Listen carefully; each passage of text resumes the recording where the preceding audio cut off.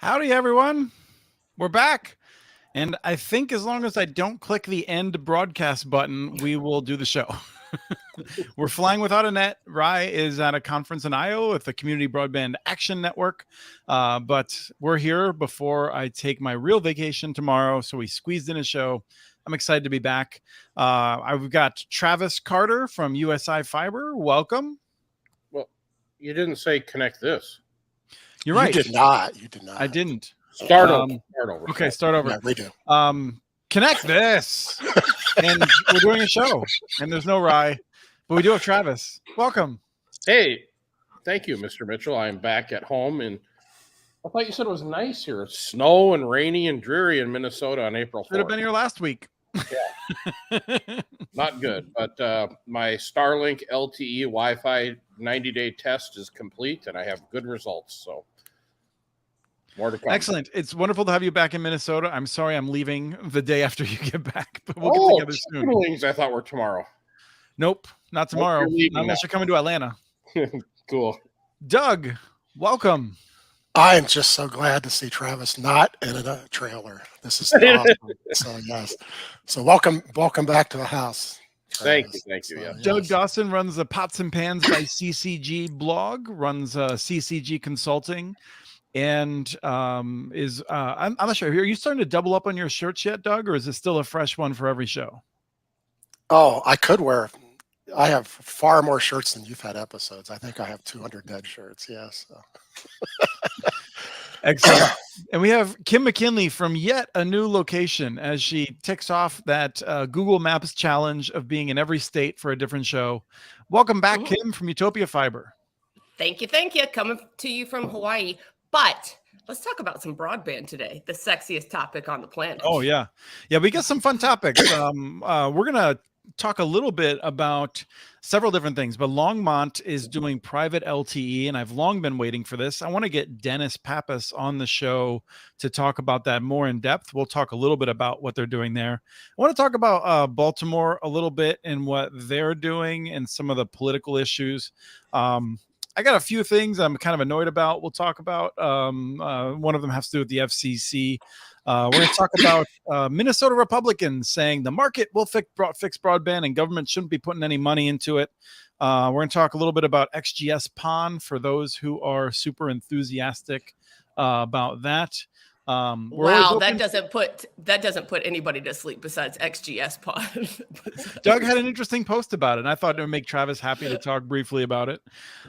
People that want us to talk about other things can throw it in the chat. We don't have Rye here to put an opening comment in, so anyone else that wants to throw in a comment to get her going is welcome. And then Syracuse is building out free wireless internet to 10 census tracts. So those are the topics that we've queued up a little bit, but we'll meander around and see where the conversation goes. First, I just wanted to ask Kim about last week. We did the Connected America show. I was literally on stage when I got the notification on my watch. This is March 31st at about 1 p.m. Comcast said, you hit 100% of your cap, buddy. So I was hours away from coming in under the wire, and I'm paying an extra $10 this month because I live in an area that does not have good internet competition. It's one of the great timing there. But Kim, what any takeaways you had from that show in Dallas?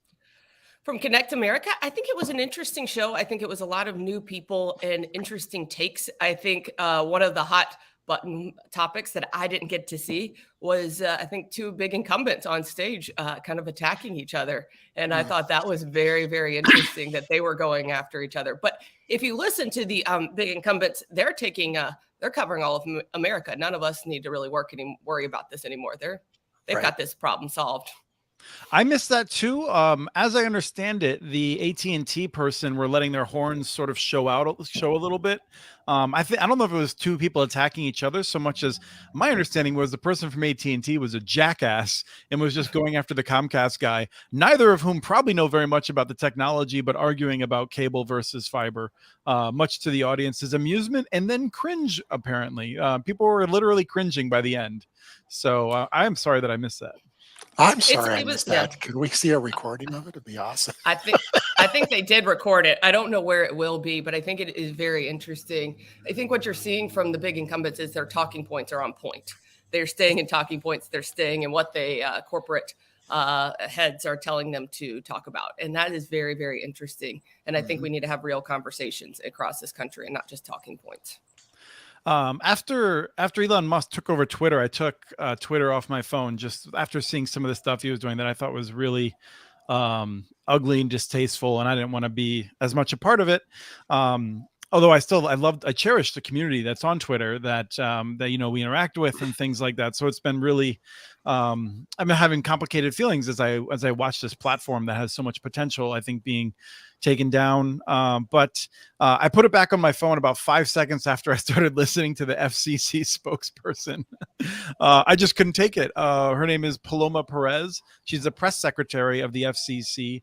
And she just gave a speech that I was just amazed by. I mean, I don't think she could have patted herself on the back any harder. The FCC has solved all of the problems. It's amazing what they are taking bows weekly. They are absolutely doing that. Yes. Did you see Bob Knight's LinkedIn post about that, where he's like, I'm watching the back of Katie Espas's head, and that's the most interesting thing about this FCC speech right now. Yeah, no, and I've actually posted the mission accomplished banner with President Bush in front of it right after that, because I literally was having flashbacks. I want to grab the video of that and do a Jon Stewart 2004-ish takedown of it and just talk about how absurd it is. I have not seen that level of Baghdad Bob in a long time. It was painful to watch. It was really painful. It was really painful to see. And that I think the FCC and some of the NTIA think that we're all going to use the BEAD money and that it's so easy and that we're all like lovey-dovey. That is definitely not the case. And I thought it was very interesting. And I was really worried about her because it looked like she was sweating on stage. I wanted to go up and give her some pat on the face, but It was a little bit hot. I mean, I'll say that, like, I'm thinking about writing a post, which is sort of like what I would like to see a person like a chair of the FCC or a press secretary say. And I think a lot of it has to do with just recognizing that we're in a really tough position because the FCC has historically not done its job, and saying this is what we're going to do to correct it. We take our job seriously rather than saying everything is great here. Yeah. I think it goes into that we need more candor, and I don't even know if the FCC even understands what they're doing and what is going wrong. I don't know. They're drinking their own Kool-Aid a bit. So I don't know. Do they really know, or are they just sitting up there saying what they need to say to keep the safe face? I don't know, but my blog tomorrow is already written about regulatory capture, so you'll enjoy it, I believe. So. Okay. Well, we also have Gigi Sohn is going to be speaking at Broadband Communities. That is one that I strongly encourage people to tune into. If there's going to be a live stream of it, I don't know. I'm the one who's interviewing. Bob and I are interviewing Gigi on stage for their keynote, and that will be very, very interesting. I think that she has a lot to say, and I think she has a voice, but I think her voice is probably more powerful now out of the FCC than it was going to be inside the FCC. So I'm really thrilled to be able to interview her on the stage for that. Yeah. So that was like just this moment of I got my rant out there, Travis, if you want to look it up a bit, but it was I'm still just part of it is that I feel like the FCC is so proud of the fact that this map can be corrected.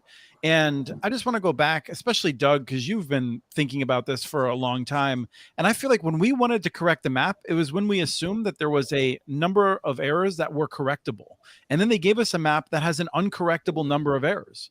They basically went to the providers and said, lie to me. And then we'll just have the public waste all of their time trying to fix your lies. And the public is not going to spend much time doing that. The states are trying to do the challenges. They're going to give up, and that's the end of it. The fact is, they can still report marketing speeds. They can raise their right hand and go, I'm not changing that speed. That's my marketing speed, and we're done. And so the maps do not, by the own FCC's rules, they don't have to be honest. So they're never going to be good, even though we were told at the end of the year they're going to be perfect. I just realized that not good, perfect. I just realized I'm in charge of moving the thing around. I'm just going to keep highlighting myself. Apparently, yeah, that's how quickly I forget Rye's not here.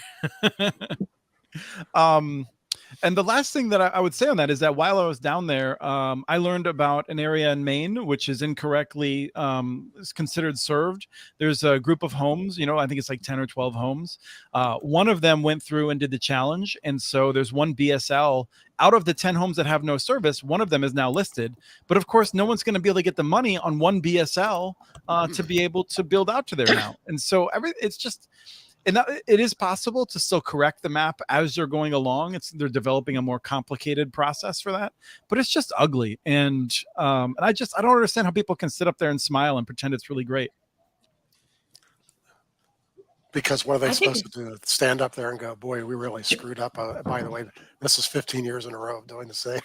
I mean, just to be clear here, right? This is largely Democrats, and they are the ones who demanded that Bush admit one error, and he couldn't do it. And now we have an FCC that mirrors that and cannot admit that they got one thing wrong, and it's embarrassing.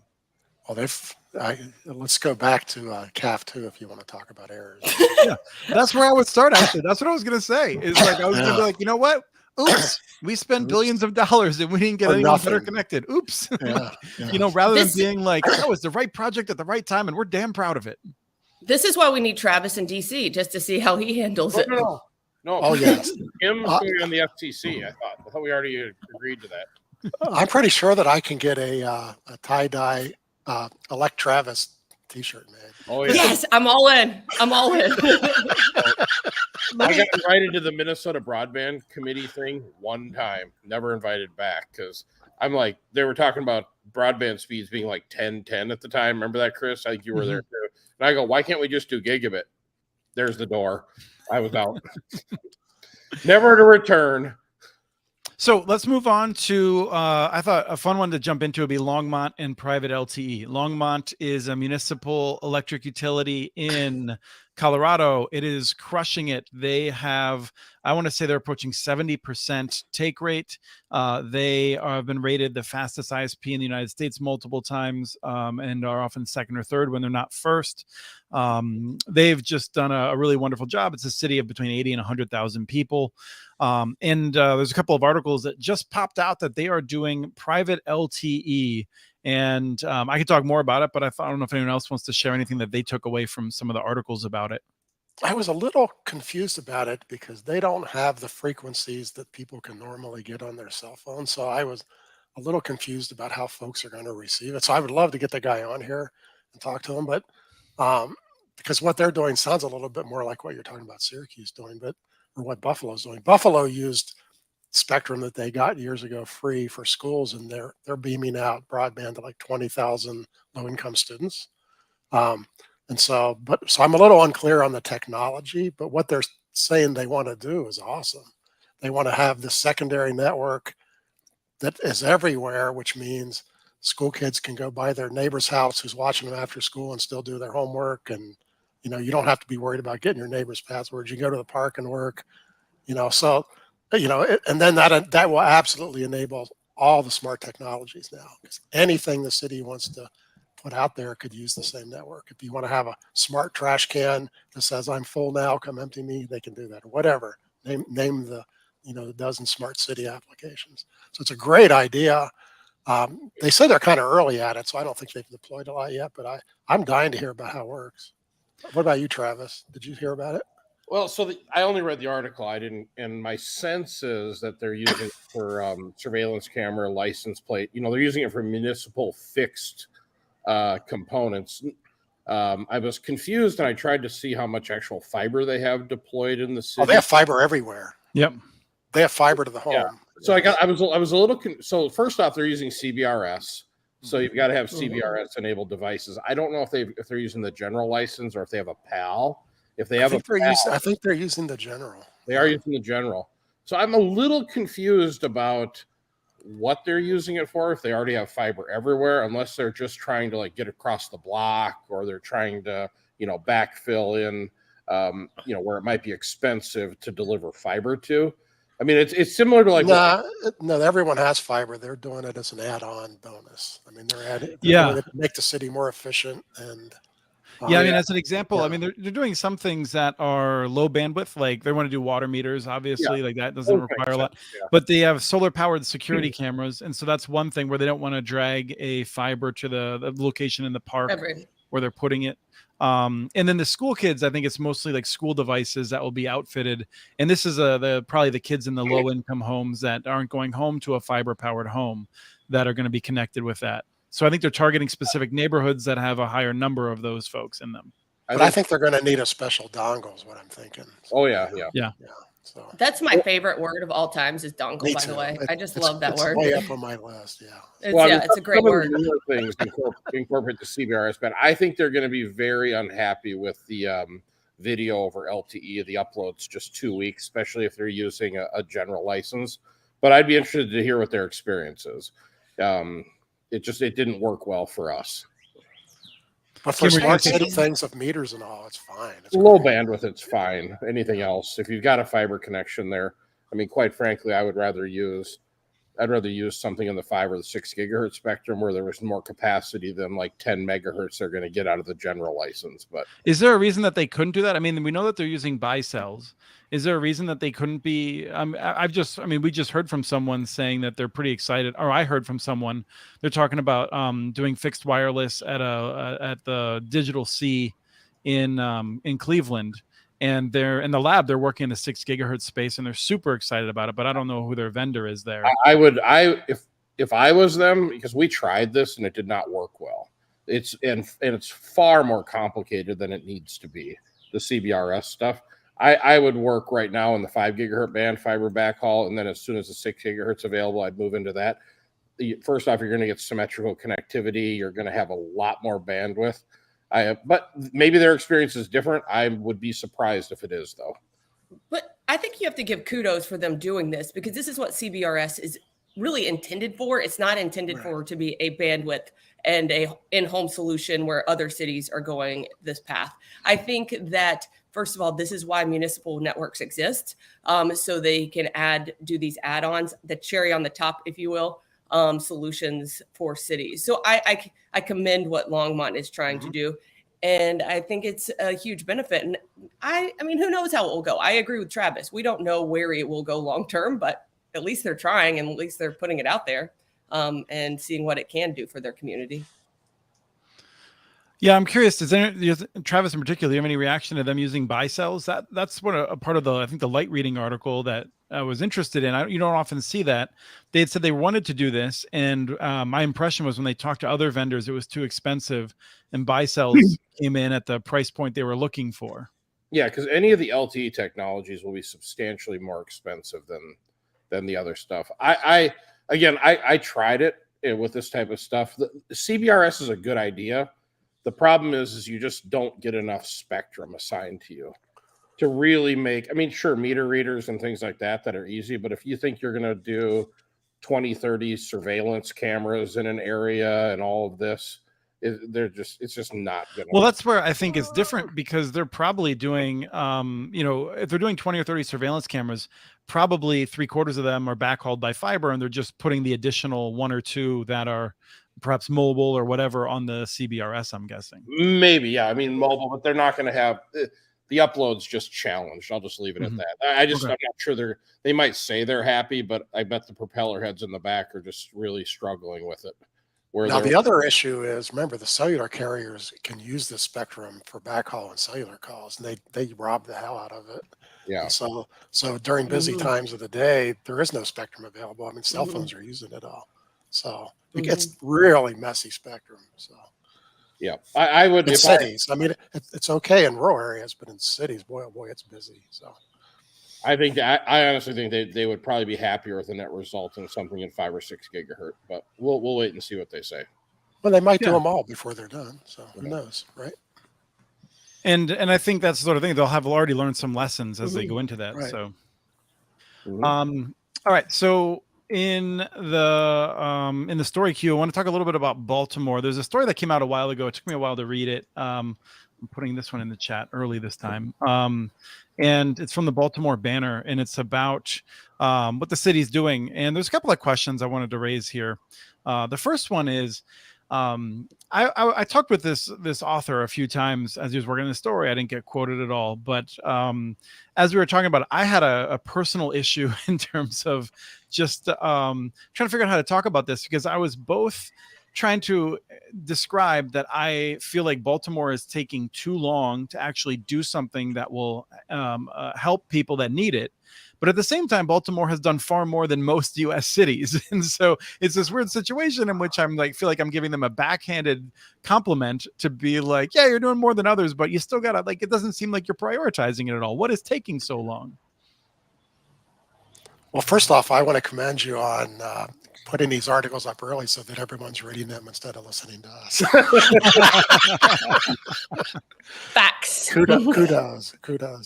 Yes. You know, I'm sure you've been to Baltimore. Cities are so complicated. I mean, the geography is complicated. The buildings are complicated. It's not a big old flat city. It's got Doug, you forgot one. Politics are complicated. Politics are complicated. It's just going to be so hard for any large city the size of Baltimore to ever do anything comprehensive. You know, we talked about New York a few shows ago where they did one thing and the next mayor completely gutted and started over. It's just, I mean, how cities make any progress is beyond me. So, yeah. This goes back to the thing. It's about, like, I mean, we're not even talking about fiber to the home. We're talking about this is an NFL city, and what will happen in an NFL city? Does anything happen in an NFL city? A lot of politics, and Baltimore is one of the worst of some of the politics that go on in that city. So I commend for what they're trying to do. I just don't know if they'll get across the finish line. Well, I mean, that's a Comcast city where they're not going to easily let anything happen, right? So, well, it is a Comcast city, but it's also a Verizon city, and it's a Verizon city that Verizon has not invested in. And so the result is that, like, Comcast really is the only game in town. So that has made it harder on Comcast because, you know, I think they have like 100,000 kids in the schools there, and they had like 50,000 kids that had no internet access during the pandemic, I think, despite the fact that we've had more than a decade of the Internet Essentials program. And for me, it's not an indictment that Comcast sucks at this. It's that we keep asking the wrong companies to solve this problem. And so I just feel like how many decades will it take before Internet Essentials will actually solve the problem that's going to be our solution? Well, and if that's the solution, who's going to go out and actually sign up those 50,000 kids? Because Comcast is not going to go do that. Somebody else has to. That's not a bad solution. The Internet Essentials is not bad. So it's decent bandwidth for pretty much free. But no one's knocking on doors going, let's come install this for you. And by the way, where's your computer? So, I mean, that's the problem. So, yeah. It's a PR stunt, guys. It's a PR stunt, right? Do they really care? Well, they supposedly have 2 million customers on it nationwide, but they don't push it. No. And we don't know if the 2 million is true. I think the language they often use, they've connected 2 million households over the history of the program. And I mean, the program is way better now than it used to be. I mean, like, it used to be you could attach one computer to it, and they gave you a dumbed down router that would make sure you couldn't do multiple computers or devices. Right. But I mean, to Kim's answer, Comcast has gone out of its way to hire people that care about this program and tried to resource them in ways that we've seen no other national carrier. And so I don't think it's a PR stunt. With AT&T, it's a PR stunt. With Comcast, they put in, I think, the maximum amount that you can expect from a publicly traded company to do, and we can see the results, right? It makes a difference on the margin for a few families, but it's not going to solve it for most people. That's fair, but I think my perspective is that we have to stop talking about the price point and the low bandwidth that they're giving on the Internet Essentials, and we need to start giving them robust connectivity to really change the conversation. And yes, I get that they're doing a lot, but I just don't think it's good enough for the amount of money that they're bringing in every day. Aren't they up to 100 megabits now for that? Yeah, I believe so. It's not horrible. It's not gigabit, but it's not bad. So. Right. Thanks. Don't argue with me, Doug. I thought we were on the same team today. Well, I mean, last year it was 25 megabits, and it was. I mean, Kim made the point earlier about politics, and that's one of the things I wanted to highlight, because I was reading this. You know, I'm reading it, and I'm looking for my name, and my name's not showing up, and I'm like, what's going on here? Because I'm Chris Mitchell, and I'm supposed to be in these things. Hey, you've got your name. Guys, you've got your name here, so no one forgets it. But we forgot this at the conference we were just at. We just realized that it's the Chris Mitchell. It's not just Chris Mitchell. It's the Chris Mitchell. I'm a Chris Mitchell. That's what I'll own up to. And anyway, so I'm reading along and I read this. Alec Ross, a former telecom and broadband official for President Barack Obama. Look at Juan. Look at Juan. Good point, Juan. Let's pause him for a second. Well, and if you want to talk about that issue of upselling, that's all Verizon trying to do. So okay, like I really appreciate Juan saying this, but like this is one of the things that like, and this gets into a slightly different discussion, but is relevant. And I think that is one of, when you're working for such a massive company, there's a question as to what a motivation is. Because I talk to people who work for Verizon, and they swear to me that Fios paid for itself almost immediately through massive operational savings. And I talked to another person from Verizon, and they're like, Fios will never ever pay for itself. It was a total boondoggle and terrible investment. So Juan, I have no doubt that was your experience, but I think it's hard to figure out what's motivating a corporation. Because it depends on who the corporation's talking. Yes, exactly. So I mean, there's no way Fios hasn't been profitable. No way in the world. So. You're saying Fios is definitely profitable. Absolutely profitable. Because they never built anywhere where it was expensive. They only built low cost. I want to hear, Travis, what's your analysis of why Fios is expensive or is successful, is paid for itself?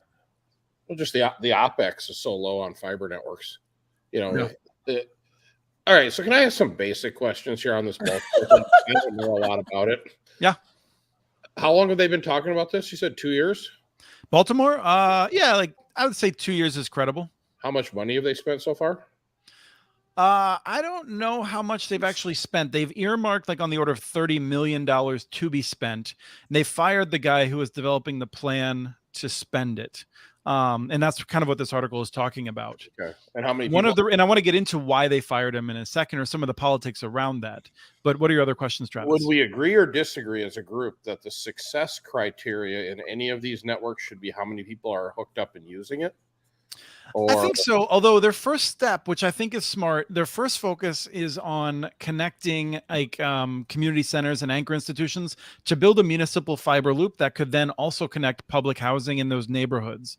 And so I think that is one of the criteria that is very important, Travis, as to how many people are signed up. But another one, you could have an intermediate one along the way. But hasn't this loop concept failed numerous times? Where they spend all the money on this backbone and they run out of money to do the distribution. It's worked in a few places. In other places, it actually was what prompted them. In Urbana and Champaign, Illinois, that loop turned into everybody building fiber. So it can work. But usually it doesn't do a lot. Yeah. I always just figure you build a little loop and then hook everyone up and then build a little more and then hook up more. But, I always hear this, we got to hook up all these anchor institutions and then nobody gets hooked up. Yeah. Well, I think there's real danger there. And Ruben notes it failed hard in Maine with the 3-ring binder. I think the question is one of expectations. This is something that we've talked about before. If your expectation, like it was in Lafayette, Louisiana, was that we're going to build a loop and then someone's going to lease it and go out and spend all the money to hook up all the homes, that generally does not work. On the other hand, in Lafayette, they turned around then and they were like, we have a loop now. No one's using it. We're going to use it to hook up the customers. So that turned out to be a pretty big success. Although now there's a really awful politics going on down there that may or may not destroy that system.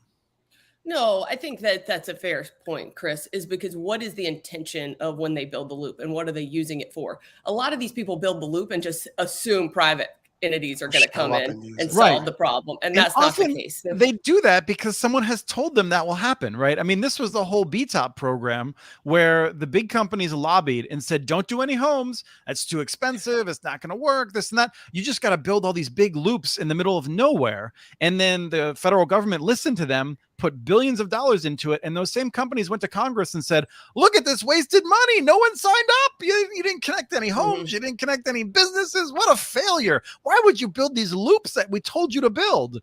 So, I mean, like there's a lot of nasty politics in the middle of this too, to set up for failure, I think. But meanwhile, those big companies are buying transport on those loops to nowhere, by the way. Yeah. Well, it sounds like genius to me. Distract everyone building the loop because the actual paying customers, they don't hook them up. That makes sense. Well, I think that's the problem. What does success really look like? And how is success measured? I think that's why you're not seeing a lot of money being allocated in the BEAD for middle mile, because success equals homes connected, not necessarily the routes to get to those homes. And that, I think that is a conversation that needs to be changed. Well, and this raises the bigger long-term question: what comes after BEAD? Because cities are still going to have all these problems. Are we going to do another $40 billion for cities? Politics say no. So, Well, I think that will depend on the ACP fallout when people see the price tag of a multi-year renewal of BEAD, particularly if these new sign-up programs, I said BEAD, but I meant ACP. If the ACP continues to grow at the rate it's at, the amount of cost that will be there is quite significant. I'm going to mute Doug. Oh, you okay, Doug? yeah, I'm just heading my wife off from coming up and yelling bad things about you since you're not showing up. So anyway, the ACP price tag, which I think we should pay one time for a multi-year renewal, and we should have a strategy for not having to do that again. Spoiler alert, that's not going to happen. Chris will not be listened to. Is a way to go, but I think it will be curious after we spend another 30 or 40 billion dollars on ACP, what the enthusiasm will be to spend money on a solution that will actually connect low-income families in more urban areas. So I want to get back to this. So Alec Ross, a former telecom and broadband official for President Barack Obama, has followed Baltimore's digital equity commitments closely. Baltimore is betting on a costly infrastructure pipe dream that the city will never, ever be able to afford, much less maintain, Ross said. So the first thing I do is I look up this guy, and I'm like, I never heard of this guy. And I can't find him. His name's too common, and he's a nobody. I guess he's some kind of like motivational speaker is what I heard, but has no concept of what he's talking about from what I can tell. And apparently he was convinced it was going to take like 700 people to maintain a network in Baltimore. Travis, do you have 1,000 people working for you there in Minneapolis? No, actually, and this was kind of part of the argument in our last episode about the wireless versus fiber. The operational side of it, you don't need a lot of folks. Yeah. You know, So unfortunately, you're not a trusted confidant of the mayor of Baltimore or other mayors. And so what happens is you have people that develop what I would say are reasonable plans to connect places. Executing them is very difficult in the bureaucracy, but many people don't even get that far because someone comes along and convinces the mayor that fiber is obsolete and wireless is the thing, and you're foolish to dump money into it. And then the mayor starts having doubts and says, why don't I put money into a park? Nobody's gonna fight me on that. And that's the dynamic that develops from what I can tell. 700 people. Can I look at the org chart of what those 700 I would love people to see are that doing? too. What did the feasibility study say? That's the problem. I believe they've done 2 or 3 of them. I mean, that should tell you. I've never read one of them, but I can imagine what they're going to say. So. And so then this is what kills me is that he goes on to say the city should be dedicating more resources to teaching students the digital skills needed to succeed in today's economy, because nothing sets students up for success more than teaching them how awesome the internet is that they are not able to access in their homes or on devices that they don't have. Basically, like, it's just better to count on Comcast connecting people and this and that. And this guy, among others, has, I think, convinced the mayor that this is a scary thing to do. The idea of wiring public housing and rec centers is purely cosmetic and designed to tick some political boxes rather than do anything that would meaningfully improve educational performance or economic outcomes. I mean, this is just literally 180 degrees the wrong direction. And yet, he's a person that knows how to have his voice heard, whereas we're on a show and we have one person in the audience, from what we can tell. I would imagine that if they got 100,000 kids in Baltimore connected with that money, that's a pretty big success. That's my definition of success. That would be huge. First of all, I think we need to teach kids that the internet is awesome. Let's spend our money teaching kids how great the internet is. If they know anything, kids know how to use the internet and why they need it. Yeah. Like, let's not spend our money doing like crap that doesn't matter. Let's focus on the stuff that does matter. But that is politics at its finest, because somebody comes in and, like to Travis's point, gives them a feasibility study that sits on a nice, pretty shelf somewhere and has dust on it in about 3 months. God, I've never heard of this guy, and I don't want to get sued for libel, but folks who come and give this kind of advice many times are on the secret payroll of the big ISPs. and I don't know. I don't know him from Adam, but that's because that's exactly what Comcast would come and tell the mayor too. So. Travis? Doug, Kim, are you ready for a rant?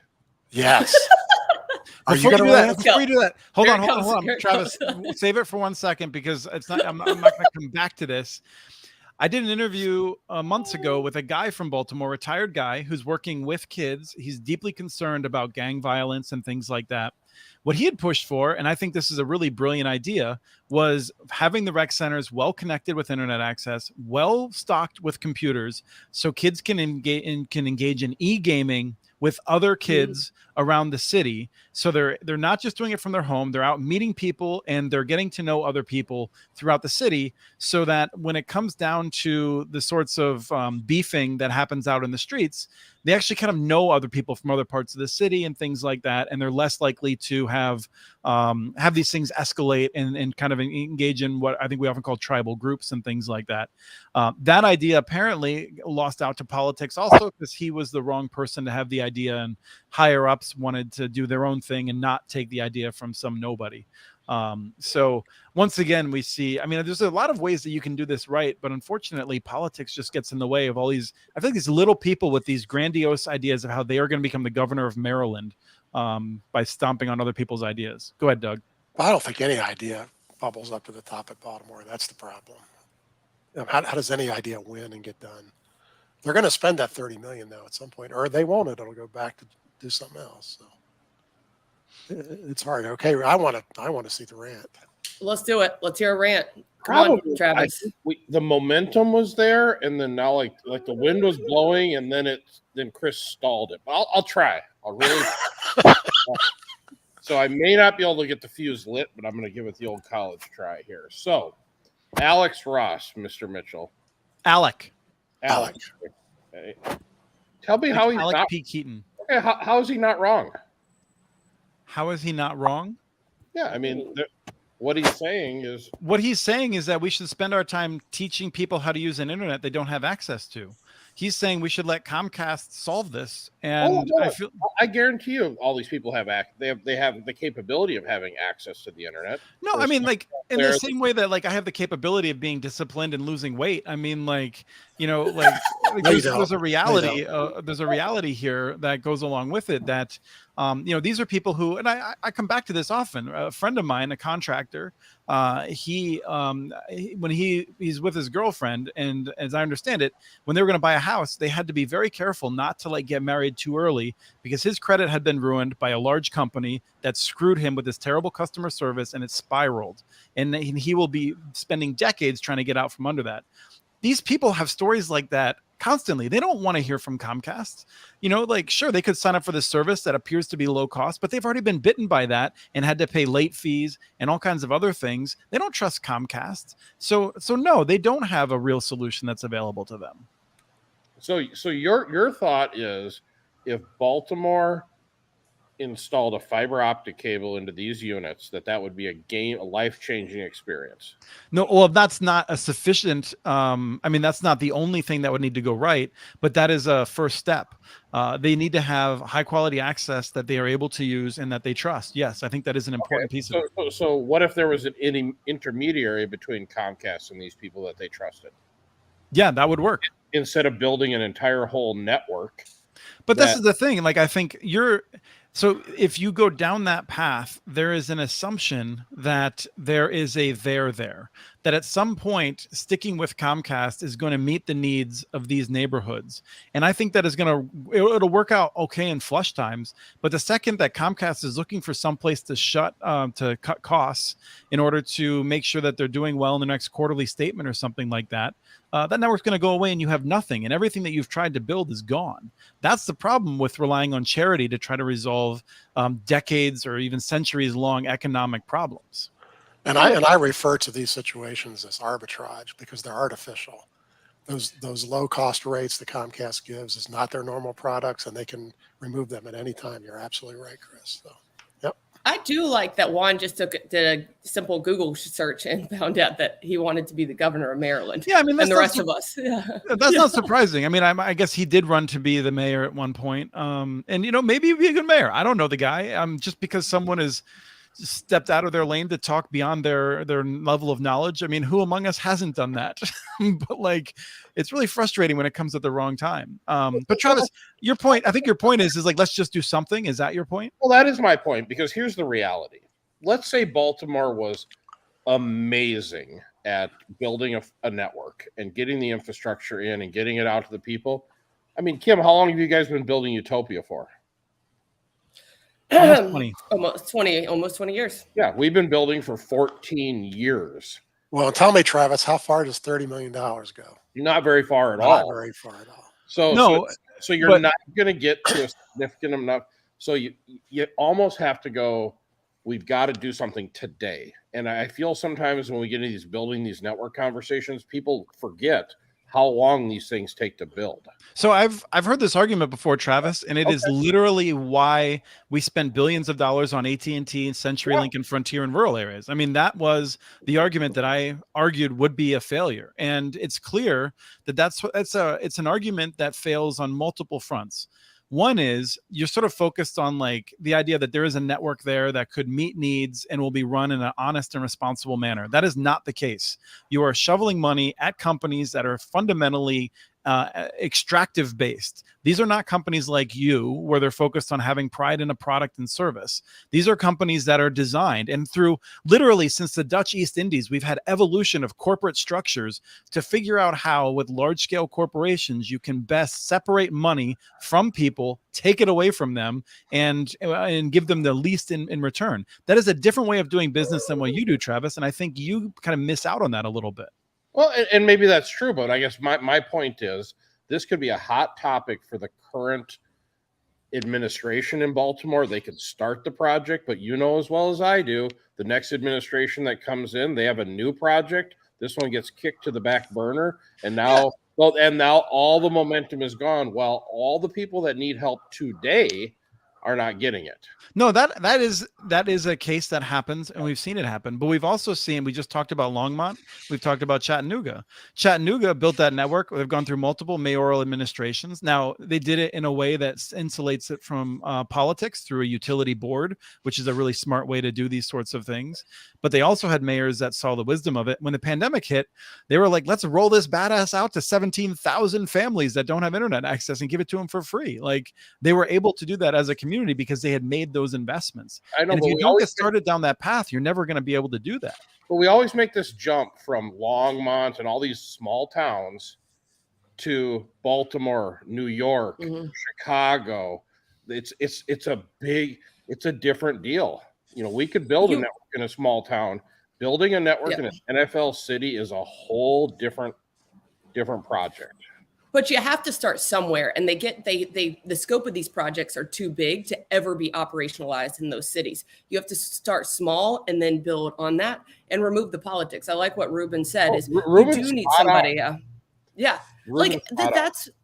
is why UTOPIA in a lot of ways is successful, because our board consists of city managers and city staff, and you remove some of the politics of people who want to use it as campaign issues, and that will not build a network if you use it as a political stone or a political beast. It just and I want to give Doug a chance because he hasn't spoken, but I just want to plus one that, Kim, and say I think Baltimore was starting off small. Like $30 million, I think we've agreed is small. They had a good plan to build a ring, to then connect some public housing units, and then to build on that success in the future. I think that was the smart way to get going, to try to avoid some of the politics. And yet Comcast is savvy. If that was a charter city, maybe they wouldn't have been derailed, but they were, it looks like. And it's not totally derailed. Go ahead, Doug. They would have been derailed, but that for $30 million in Baltimore, that was probably the best plan, because that gets permanent fiber to public housing, and that's something you can rely on for the next 50 years.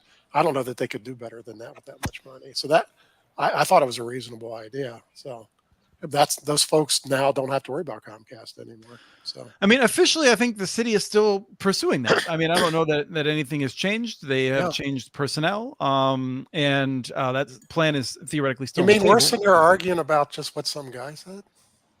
My Well- point, I think this is first of all, we're on the internet. That's our job. Second of I just thought it was a good thing to Chris might rant on, but you know, He no, got I mean, but close. this is He got- emblematic. I mean, this has been, I think, a terrific discussion to surface what happens in NFL cities when you try to do something special. There are a ton of people that come out.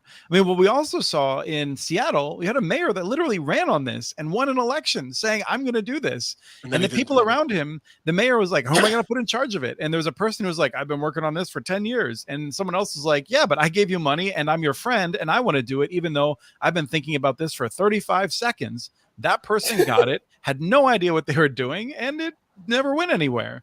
Right. I mean, like, this is, and I feel like, you know, for those of us who are advocating for this, we can sort of complain about it, but we also have to figure out how to structure these things in ways that can get around that reality. Right, But you Travis, bring all up we a have good to point. do is solve big city politics this piece of cake. But I think Chris brings up a good point that I see all the time is that people think that if they've been in tech or some like Silicon Valley position that they can run a broadband network, and it's not the same thing.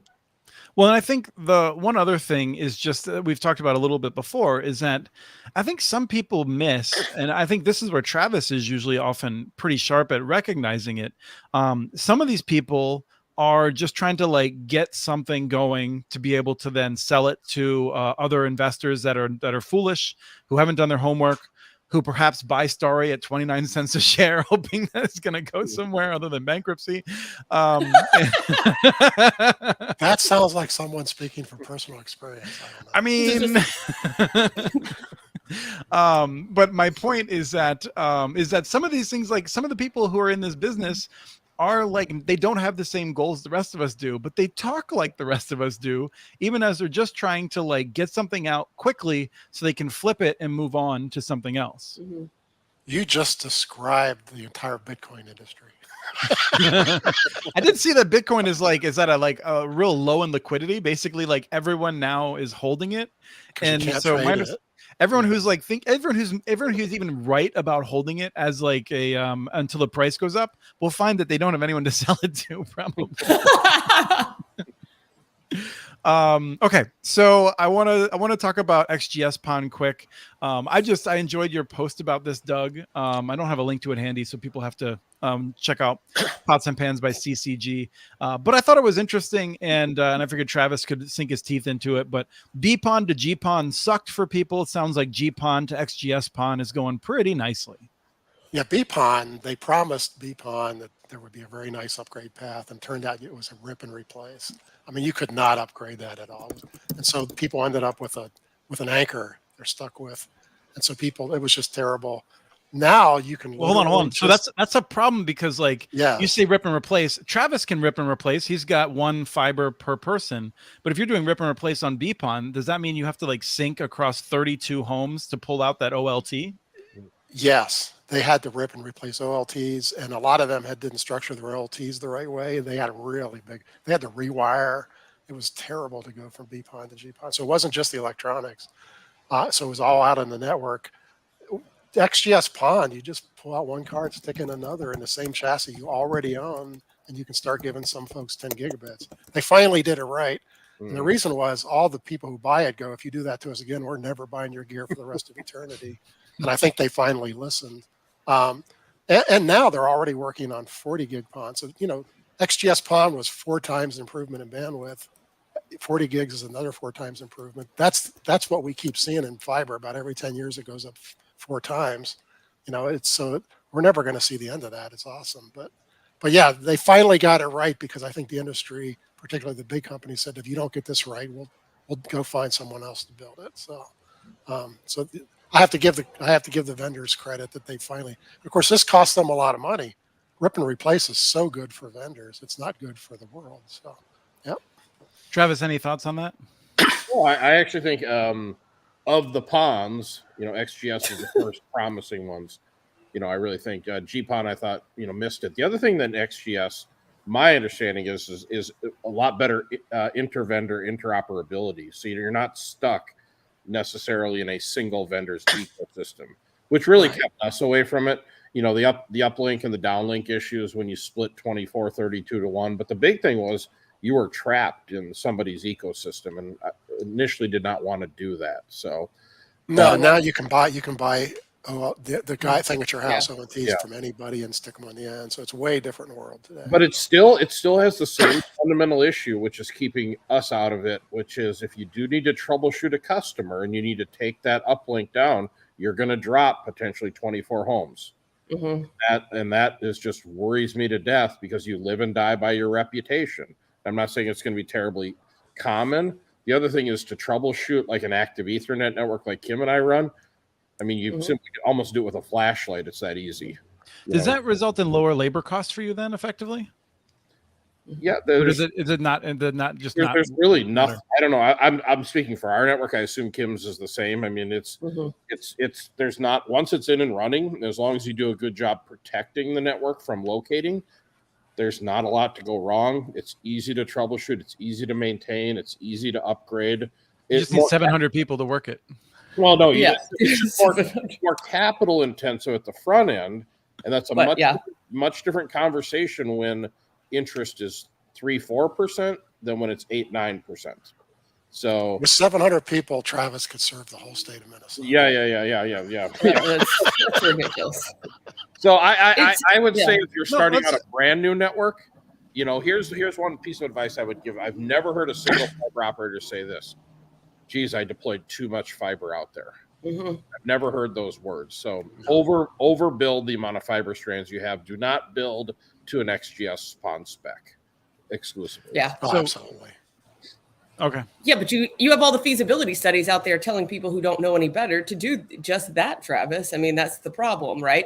Is that you have all these vendors who are dictating the conversation instead of really professionals who live and breathe this every day who are helping them. I see it every day of these vendors who are out there selling this is what you should do. And then you ask them, have you ever built a network? Oh, no. Have you ever maintained a network? No. Wow. No, and several of the big electronic vendors will give you a free feasibility study, and then you know how much it's worth? Free feasibility studies are worth free. It's kind of like the advice we give on this show, right? It's free. Yes. Yes. So add an extra conduit. You haven't been cashing your checks, Travis? No. I would always tell people, if you're going to install 2 conduits, install a third. And if you're going to install 24 fibers, install 144. There you go. That's free advice. We're adding several zeros to the value of this show. It's going to be multiples of zeros. Yes. Yeah, Ruben, 640K. That's my favorite. I use that one all the time. Bill Gates saying, "Who would need more than 640K?" Yeah. Well, no, you never. Well, I mean, this was a discussion. But we got to remember now, in 2004, that was pretty damned impressive. So, Oh yeah. Well, no, I mean, yes. 2 weeks ago, there was a lot of points that Matt Larson brought up that would have liked to have spent an entire show debating. One of them is that he's arguing that electricity, use ultimately plateaued and even shrinks from time to time through energy efficiency. I mean, I'm sort of fleshing out his argument for him, some I believe in good faith.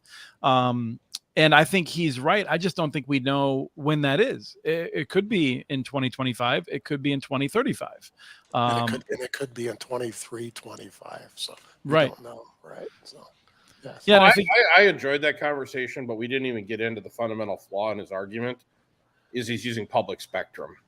And whenever you're using public spectrum in a wireless network, there isn't a lot of argument. Well, I think he's using a combination to be clear. I think he has a fair amount of licensed spectrum as well. But licensed spectrum is a whole different animal. But if you're trying to provide reliable service off of a tower in 5 gigahertz, there's not enough spectrum there anymore. So I'd like to thank the prior FCC for approving the 6 gigahertz spectrum, because that is a game changer for WISPs. Yeah, whoa. You're giving kudos to the FCC. I've never heard that happen. He's trying to get me to be upset, but I was just going to say that it's nice to remember an FCC that could do things that surprised us in a nice way. The FCC is the only good thing FCC's done. They've done some pretty good things with wireless spectrum. I have to give them credit. Yeah. Ajit Pai's FCC, amazing. I don't know who this current one is, but they've gotten me a lot of chicken wings, so I want to thank them. But the gave us 6 gigahertz spectrum. So as far as I'm concerned, the FCC is doing a pretty damn good job. So, Yeah. You mean you think it was doing a pretty good job? I mean, to be clear, the current FCC is struggling in large part because of the massive things that the former FCC and the one before that all refused to do. So you can harp on a couple of things they got right, but understand that a fair amount of our problems today result from the things they refused to do. You know what? I think it goes back to the Woodrow Wilson administration, Mr. Mitchell. Yeah, that guy was a dick. No, I don't know. I mean, He was. Wait, isn't he the one that had a That stroke? wasn't a and his joke. He wife was a ran the bad, country bad for a year person and a and half? bad president. No, Chris has brought that argument up with me before. Well, back in the Wilson administration, and I'm like, I don't even know when that was, Chris. I'm just trying to hook people up to the internet. So, World War I. Check it out. Go ahead, Doug. Isn't he the one who's had a stroke and his wife ran the country for 2 years? Yeah. She And wasn't a dick. We're going off the rails, folks. We're going off the rails. Fast. I'm All trying right. to get him wound up. Chris, did you not sleep last night? I did not sleep very much last 3 night. good shots. I set it up for you to knock it out, and you just Yeah. Okay. No, I mean, I was going to say this at the beginning, but I also feel like we have some responsibility to try to offer good content for people, because right now the number of people who are destroying their brains watching one or more cable news channels is skyrocketing, and it's a national travesty.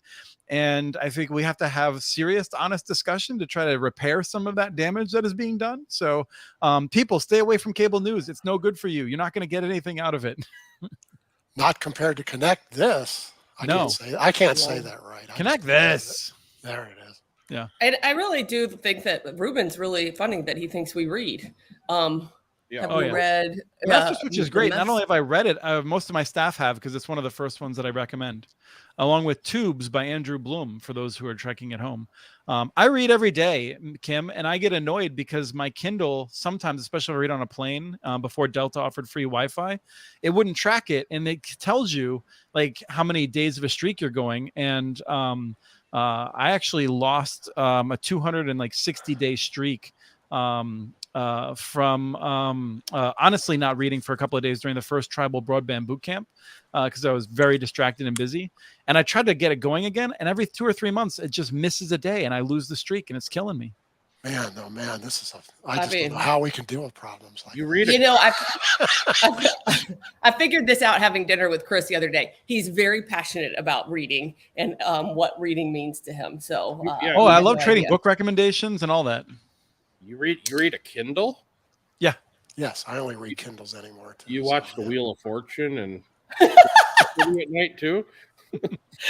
He watches the Weather Channel. He's on the Weather I just Channel. spent 3 months with elderly folks. I know what you guys are like now. So yes, okay. Not only that, I read Kindles and I get books from the library on it, Travis. So that I just become older in your estimation. You know the Dewey Decimal System still? That's the ancient, library Travis. will loan you Kindle books, Travis. Okay. All right. Syracuse is doing free wireless to 10 census tracts by our count. That is, I actually got a count, but I can't pull it up right now. It is, I think, on the order of 22,000 households. Low-income households will have free access to it in Syracuse. And they're starting to build it. They just started, I think they just let the contract. And so it seems like a pretty reasonable thing to do. I don't know if anyone has any thoughts. Well, again, I think this is one of the multiple solutions that you do to get everybody on. Different things for different pieces of. If everybody gets a chance of some bandwidth, then they can't say they have nothing. It's not a permanent solution, but why would you not do this? It's a great use of ARPA money. I mean, why would you not do this? This is back to the Baltimore discussion. I think Travis is right. Do something. Get folks hooked up. So, yep.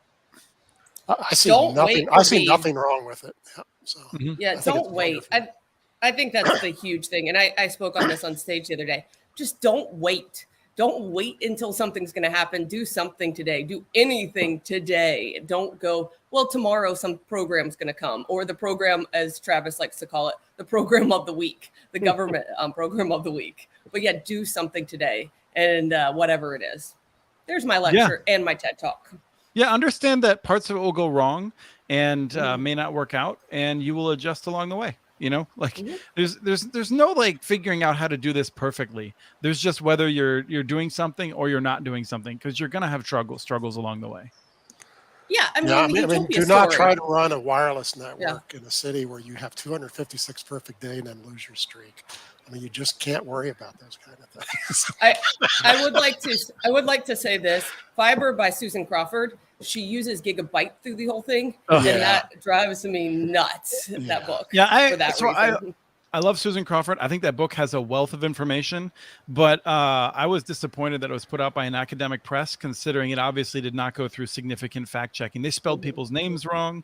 It's one of those things that is disappointing because I think she gets almost everything correct in general, but then there's just a number of things where it could have benefited from a robust proof. And you can obviously tell that I did not proof it because when people put that stuff by me, I am pedantic in capitalizing internet, among other things, and fixing those sorts of things. He Internet also doesn't hates, need to be capitalized. he hates when I don't put the dash in Wi-Fi. He just gets up. Oh, it does. Yeah, Wi-Fi is a trademark term. You don't get to drop the dash. Hey, it's a new world. Drop the dash. Pedantic. That's good. Yeah. I was on Reddit arguing with a CenturyLink rep the other night, and I misspelled a word. Oh my God, people went crazy. I'm like, I thought people loved you on Reddit. I thought people loved it. Not since he misspelled. No. I just drove 14 hours. Excuse me, I made a typo. My God. And they're like, that's a third grade mistake. I'm like, well, I didn't graduate third grade, so there you go. So Chris watches The Wheel of Fortune, and you fight with people on Reddit After 14 hours of driving. You have to have like a warning system to be like, all right, I'm not at my best. I'm gonna wait till the morning. It just annoyed me, right? That if you don't understand the difference between like Active-E and GPON, don't argue about it, right? It's just Chris gets fired up on his Woodrow Wilson issues. I'm all about this fiber technology is a winner. So well, that's one of the things that drives me nuts when people will be out there and be like, nothing beats the speed of light. And I'm like, well, if it was through a vacuum rather than glass, that would be something. Like, and it's just like the people who throw these things out, it drives me nuts. There was someone who actually went to the effort of saying that the latency on wireless is worse than on fiber optics, because fiber optics is at the speed of light. And I was like, what speed do radio waves move at? Like, right. It was just, come on, people. Like, and one of the things I try to surround myself with is people that will bring me down a peg. My wife is terrific at this. My family really wonderful at this. Well, you have a panel. You have a set of panel here who just ignore you completely. So you're doing well.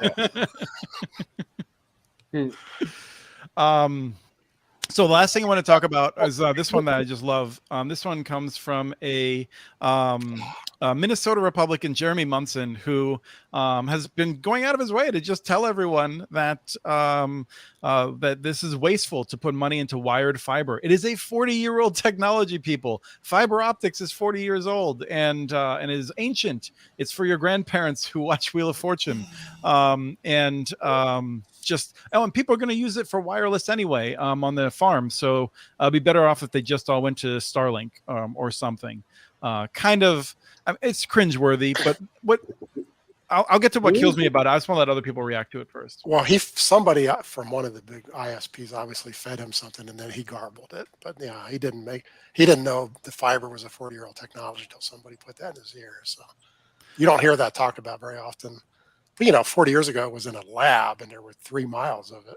Well, no, what kills me is that like they think wireless came along like last year. I think we've been using wireless since kind of a century and a half. I mean, Nikola Tesla was kind of a pioneer of it. Like the guy's name's out there. You might have heard of him.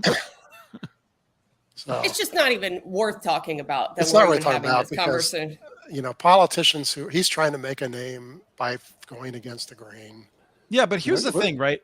The trouble is in Minnesota. I will make your speech for you. You're in a state that had a $9 billion surplus last year and created one of the smallest state broadband grant programs. $17 billion this year. Yeah, and states who have way less money created very nice state broadband programs. They obviously don't value it. Yeah. No, so the thing that kills me, this is why we have this though, right? I remember we went into this when the majority leader of one of the branches, back when I was still involved with the Minnesota Broadband Coalition, had said a similar thing. It was like my grandma or my mom, he said, is on satellite and it works for her. And a bunch of people in the group that is responsible for lobbying for rural broadband said, well, we have to educate him. And I said, the hell you have to educate him? You have to put that on billboards. He just gave you a gift. You're not going to educate him. You want to educate everyone else with what happens when you say something like that. Make it clear to people. Like, there's power politics, but the people on our side who are trying to connect this stuff, they don't know how to do politics. Someone says this, you elevate it. You should be buying ads with these statements so people all across rural America who don't have decent internet access are saying, oh, this is why I don't have it, because this guy thinks I should pay more than $100 a month to be on a waiting list for Starlink.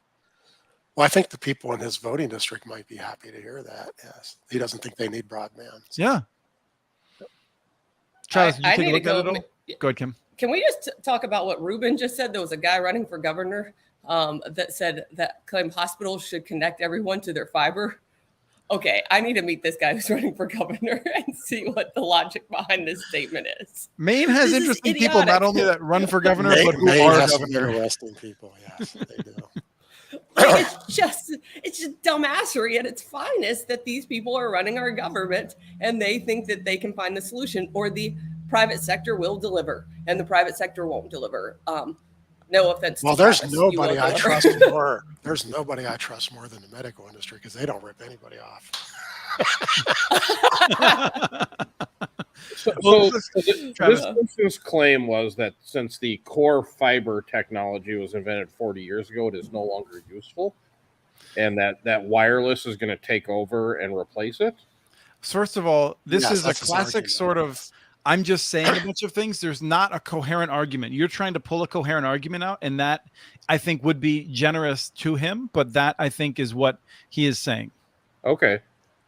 And so the interstates were installed during the Eisenhower era, right? Mr. Mitchell, our history professor here. They were started then, yeah. Although the road history most- does go back before then, and there's a great book called "The Big Roads" by, I want to say, like, guy's name was Earl something. Heck of a book that describes how we got to the point where Eisenhower could get the interstate started. So that's a 40+ year old technology, or much longer than that, right? And Yeah. So that's like saying hovercrafts are going to replace the interstates. Huh? Well, concrete goes back to before the Romans, right? Yeah. I mean, we're talking about thousands of years. But yes, he's making the hovercraft argument. Yes. Okay, exactly. so he's making the hovercraft argument. So Yes. I will quote my good friend Steve that told me all about his 5G network yesterday. I didn't prompt him or anything, and he goes, he's a truck driver, and this was virtually his exact statement. This 5G is crap. I thought it was supposed to be better. What the heck is going on? My phone has gotten worse with 5G than it was with 4G. So anyone that thinks that wireless is going to solve our problem, and I know we've talked about this for freaking 20 years. Okay, we're done with that conversation, right? Nothing's going to replace a fiber optic cable anymore. You know, I don't. Can we just put an end to that? No, Travis, rural broadband looks good on a campaign mailer, but we have real solutions being delivered by the private market if the government would just get out of the way and stop with the subsidies. Starlink is beta testing with 2 gigabytes. I don't know what that means. What is 2 gigabytes? I don't even know how that's related to Starlink, but it's beta testing with 2 gigabytes, commercially viable download speeds to anyone who can look up and see the sky. Okay, next episode 69, Kim. Can we do a little education session of the difference between bits and bytes for all these people in this industry? Let's talk about this for a second. Does it matter? I mean, does it matter? It doesn't matter, but let's talk about what Starlink's doing. They're doing exactly the opposite of what this guy hopes for. Yeah. They are now working on giving very big bandwidth to rural cell towers. And once they do that, they won't serve people because they're making more money off of one cell tower than they were off of 40 people. So I think you they'll meant just- this. You so said that's this exactly would happen, Doug. that's exactly where they're headed. They want to stop serving all these annoying people. And they want to serve big bandwidth users. Doug, you predicted this, I want to say, Yes. like 18 months ago. I did. That's exactly what they want to do. Wouldn't you rather have, 10 giant carriers as your customer than 1 million people? Hell yeah. Mhm. That's Yeah, where they're and headed. monitor the Starlink forum one time. Man, Right. these people, they need help. I mean, really, just computer knowledge in general when they're trying to get their satellite working. So I just want to. Nobody wants to really service residential customers. No. I mean, they are the most. They're high Residential maintenance, customers and they are high don't- maintenance. They're a pain in the ass. They really are. But Yeah. that's, it's funny because way earlier you talked about Comcast. The difference between Travis and Comcast is customer service. That's what Comcast is never going to do well. That's what someone like Travis does well. And they don't understand that. They think it's all technology, speed, blah, blah, blah. It's all customer service. Oh, I think they might understand it. Do you think they don't? I think they know what they're. No, but they'll never talk about that in public. Yeah. Yes, because that's why they don't do that well. That's why they don't compete well against Travis. Well, it's because it doesn't scale. No. Even a CenturyLink Tech had a quote on this last Reddit thread I was on. Goes, we don't even like calling our customer service. And they work for the company. Yeah, I'm locked out of my Lumen voicemail because I get a ever since CenturyLink, we had a contract with them, which will be up soon, Travis, and so my voicemail comes to me in an email with an attachment in an MP3 file, and I listen to it and it has a link that says delete from your inbox. So I do that. And when they did a transition 6 months ago or so, they still keep sending the email, but that link apparently doesn't work because my inbox filled up. And because I've never logged into my inbox for so long, they locked it down for security reasons. And they're like, talk to your administrator to get back in. I'm like, I don't know who my administrator is. Like, I'm the administrator. Like, and so I have no way. And so people are telling me my voicemail is full and I have no way of getting into it right now while we try to figure out with Lumen how to possibly get back into it. And I'm just waiting. And I'm kind of like, I'm not doing voicemail until we have a new provider. To folks at home, this is an interesting chance to give Chris some very interesting voicemails for when he finally unlocks. You can't leave voicemails. It just tells you it's full. So, yeah. Because I have no way of deleting them because I thought I was deleting them for the past month or so. I mean, I don't get that many voicemails. But... No, I don't get many anymore. Who gets voicemails, right? Yeah. So, Chris, can we keep the Syracuse thing on the radar here? Because 10 boroughs for $3.5 million. Oof. Yeah, I got to go learn more about that one. 10 census tracts. They're all money. adjacent to each other. I mean, the census tracts are not very Not large. well, they're pretty big. I don't know. Looking at the map, I don't know.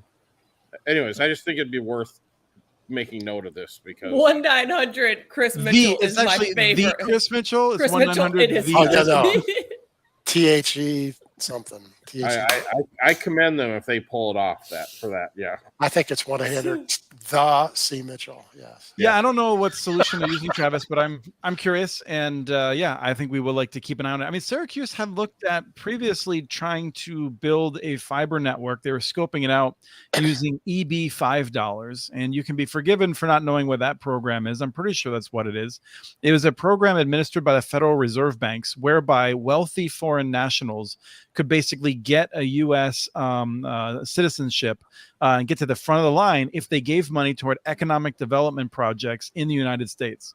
And so they had done the work to basically figure out that could be an avenue. If they had like some Saudis that wanted U.S. paperwork, they would basically pay to build a network in Syracuse. And then they would get to the front of the line for getting a citizenship or a green card or something. And then they find out that they had to live in Syracuse, so that was the end of that. It's a little colder there than Saudi Arabia. Syracuse was one of my first loves as a city. It's Syracuse Orange Men at the time, and I desperately wanted to go there. I love it, but it's a lot colder than Saudi Arabia. My mom is from Syracuse, and my dad moved up there for one winter. And he said when he had to climb out the second floor to get out of the house, he was like, "I'm done. I'm moving back to the south." That's also my wife's favorite part of the country. Too cold for me. Yeah. So. All right. It's been fun. Probably about 2 weeks. We'll be back, I hope. I do think we want to do more guests. I mean, I think we enjoy having someone in to spice it up mid-show. Yeah. So I would like to try and get Peggy Schaefer back on. Maybe there's a few others that I have. I'd like to get the guy from Longmont on, talk about the wireless. Oh yeah, Dennis Pappas. Yeah, I'd love to have him on to talk about what they're doing there. I mean, I feel like, and we can actually also bring on Deb Simpier, who we've had on in the past. She's super enthusiastic about private LTE networks and is really thinking far ahead on them. And I think that could be really interesting as well to discuss where that can go. So always open to ideas. People should feel free to leave me a voicemail. 1-900 Chris Mitchell. Right. The Chris Mitchell. Leave a voicemail. He'll get right back to you. He promises. Thank you all for listening, and bear with me for a second while I figure out how I'm going to get us out of this. While he's doing that, Travis, your magic wand did not do the trick today. I tried 3 different times and he didn't. I thought there was a rant in there. Maybe I just lost it. Okay. It was okay, but not one of your best rants, sir. No. Yeah. All right. As they say in Bad Santa, they can't all be winners. Billy Bob Thornton, fantastic movie. Put down a book, pick up Billy Bob Thornton, especially around Christmas time. Can't go wrong with Bad Santa. Hey, with Juan, that, come to town. I'll give you a tour. Yeah, Ruben, come to town. I'm happy to. And I'll buy wings. God knows I owe a lot of people wings. Thank you, FCC. Well done. What I win 3 triple wings now. It's been another excellent episode of Connect This.